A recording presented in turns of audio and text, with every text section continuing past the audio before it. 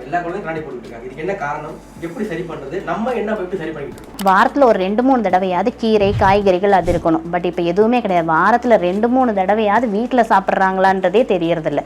So வெளியே போய் சாப்பிட்றோம் அல்லது வெளியே இருந்து வாங்கிட்டு வந்து வீட்டில் சாப்பிட்றோம் அப்படின்றதான் நிறையா இருக்குது. ப்ளஸ் ஃபஸ்ட் இன்டேக் காலையில் எந்திரிச்சதுமே குழந்தைங்களுக்கு ஆட்டா ஏதாவது பால் அந்த மாதிரியெல்லாம் எதுவுமே கொடுக்காம ஒரு ஜூஸஸ், அதாவது கேரட் ஜூஸு இல்லை ஏதாவது ஏபிசி ஜூஸ் மாதிரி ஏதாச்சும் ஒரு ஜூஸஸ், அந்த மாதிரி ஒரு ரா ஜூஸஸ் கொடுக்கலாம். பாடியை கொஞ்சம் ஹீட் இல்லாமல் கொஞ்சம் கூலிங்காக வச்சுக்கணும். ஸோ இது எல்லாமே ஒரு சின்ன சின்ன டெக்னிக்.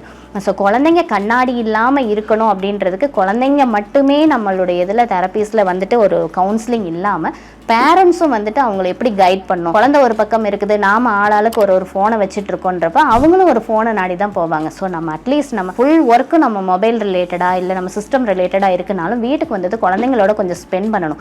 அவங்கள நீ ஃபோன் பார்க்காதன்னு சொல்கிறது இல்லாமல் நாமளும் அவங்க கூட சேர்ந்து ஏதோ ஒரு எக்ஸ்ட்ரா கரிக்குலரில் உட்காந்து ஏதாச்சும் ஒன்று பேசுறது, நீ கிளாஸில் என்ன நடந்துச்சு, இல்லை நமக்கு இந்த மாதிரி நடந்துச்சு, இல்லை ரிலேட்டிவ் வீட்டுக்கு ஏதாவது போயிட்டு வருது, வெளியே கோயிலுக்கு போயிட்டு வருது, அந்த மாதிரிலாம் கொஞ்சம் பண்ணலாம்.